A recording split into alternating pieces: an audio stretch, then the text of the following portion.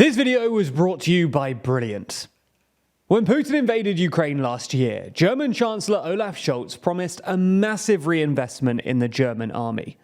As part of a so-called Zeitenwende, Scholz promised to take defense spending in Germany above 2% of GDP for the first time since the country's reunification, and even created a special €100 billion fund to help things along.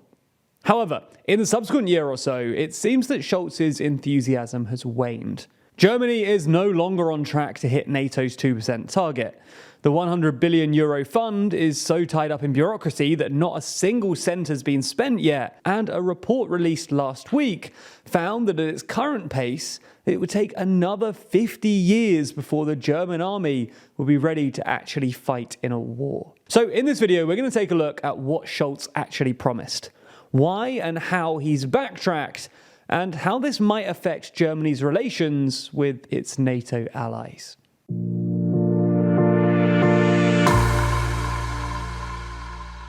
So let's start with a bit of context. For most of its modern history, German defense spending has lagged well behind that of its European counterparts. And much to the irritation of Germany's NATO allies, the last time that Berlin spent the NATO target of 2% of GDP on defense was way back in 1990. When it was just West Germany. And after reunification, Germany actually had the largest army in Europe. But then Chancellor Helmut Kohl decided to dramatically reduce defense spending, both because he needed to free up fiscal space to deal with Germany's dramatic economic slowdown in the 90s, and because the Americans had agreed to deploy over 100,000 troops on German military bases, which Kohl apparently felt that he could rely on instead. This defense budget was then cut by another 20% to just 1.2% of GDP during Merkel's period of austerity in the early 2010s. And despite repeated promises to get it up to 2% once again, it never really materialized. And to make things even worse, the money that the German army did receive was reliably misspent. That's because the German army has a serious procurement problem. Bureaucracy often gets in the way of new military purchases, and the German army has a bit of a habit of pulling out of procurement projects midway through. For instance, it's taken literally 10 years for the German army to buy new helmets for helicopter pilots. And in 2015, the German army decided to ditch its main assault rifle, the G36, because it had a habit of overheating and losing accuracy in hot weather. It's been 7 years since then, and the German army still hasn't decided on a new rifle. And in part because of this procurement issue, today the German army has 50% fewer jets, 95% fewer tanks, and 60% fewer soldiers than just West Germany did in 1990. You get the idea then. Not enough money was going into the German army, and the money that was being spent wasn't being well spent. However, a few days after Putin invaded Ukraine, Olaf Scholz promised that all of that was going to change.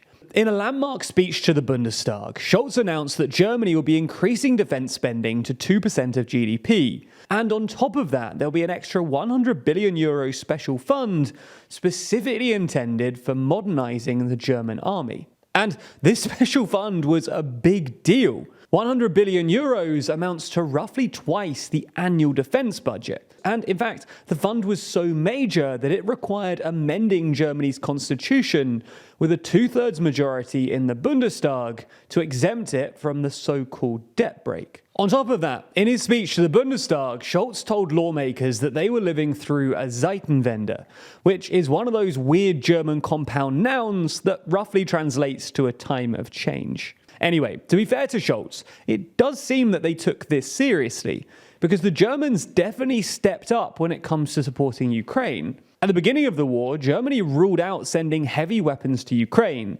citing the risks of a nuclear war, and refused to countenance energy sanctions against Russia, with Scholz criticizing any economist who dared suggest that a Russian oil embargo might not be as fatal for the German economy as official forecasts claimed. Since then, however, Germany has come around on a number of these issues, sending everything from anti-tank systems and tanks themselves to Ukraine.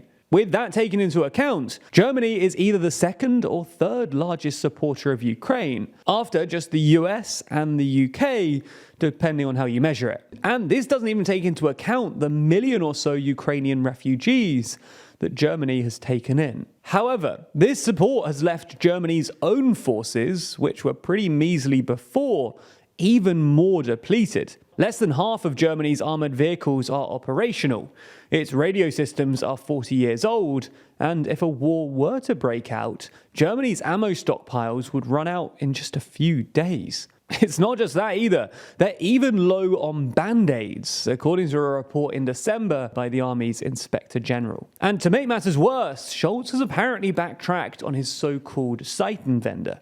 Not a single cent from Germany's €100 billion fund has been spent, largely thanks to Germany's bloated bureaucracy. And as such, it looks like Germany is going to fall short of NATO's 2% target yet again. And this isn't a new revelation either. Politico first reported that Germany was behind on its targets way back in August of last year. So when I got the opportunity to speak to the head of Germany's Air Force at this year's Munich Security Conference, I asked him what was going on, and he basically implied that the German government wasn't doing enough. 2% it is. So now we really have to increase it to 2%, and we have to get going. Today, though, it looks like things are even worse than the Politico report suggested. Provisional figures from NATO suggest that Germany spent just 1.44% of GDP on defense in 2022. And the Bundeswehr's annual report, which came out earlier this week, found that at the current rate, it would take 50 years to just, quote, renovate the Bundeswehr. And by the way, there's some truly astonishing other things mentioned in this report. For example, it claims that Germany's tank training school has to regularly cancel lessons because it doesn't have enough tanks, and that the Bundeswehr's radio systems, which are 40 years old, are so unreliable that tank operators have to literally get out of their tank and shout at each other to communicate. As a result, the author of the report recommended that Scholz tripled the special fund to €300 billion in order to sort things out. But given that the finance ministry is currently resisting the new defense minister's attempts to increase annual defense spending by just €10 billion, it's hard to see them agreeing to another €200 billion lump sum.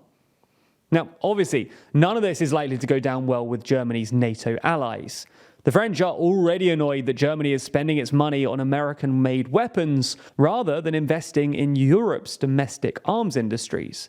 And other European allies, like Poland, which has pledged to spend 3% of GDP on defense, will resent the fact that the largest economy in Europe isn't really pulling its weight. The Americans aren't even happy either, with American politicians, especially Republicans, not liking what they perceive as Europeans free-riding in NATO. And this will only exacerbate that transatlantic tension. Now, we don't yet know how all of this is going to resolve, but what we do know is that it will continue progressing, and fast. What with the rise of complex geopolitical situations, semiconductor politics, and AI tools, things are moving pretty fast right now. And let's be honest, AI isn't the future. It's here right now. And to be part of this new tech revolution, you need to understand how the core concepts behind things like AI, neural networks, and machine learning really work. And the best way to learn that is with Brilliant.org. Brilliant.org is the best way to learn about maths and computer science interactive. And that's because Brilliant has thousands of lessons on their site, from foundational and advanced maths to AI, data science, neural networks, and more, with new lessons added monthly. As I say, it's not just complex AI and computer science stuff though. Anyone can improve their skills and make themselves more employable by running through courses on things like data analysis and statistics, so that you can better understand what's happening in the rapidly changing world around you. And you can do all of that without that much work by taking courses each and every day to keep yourself on top of things. And if you want to give it a go, you can try what Brilliant has to offer for free for a full 30 days by clicking the link in the description. And on top of that, the first 200 of you will get 20% off Brilliant's annual premium subscription. Thank you for your support, and thanks for watching the channel.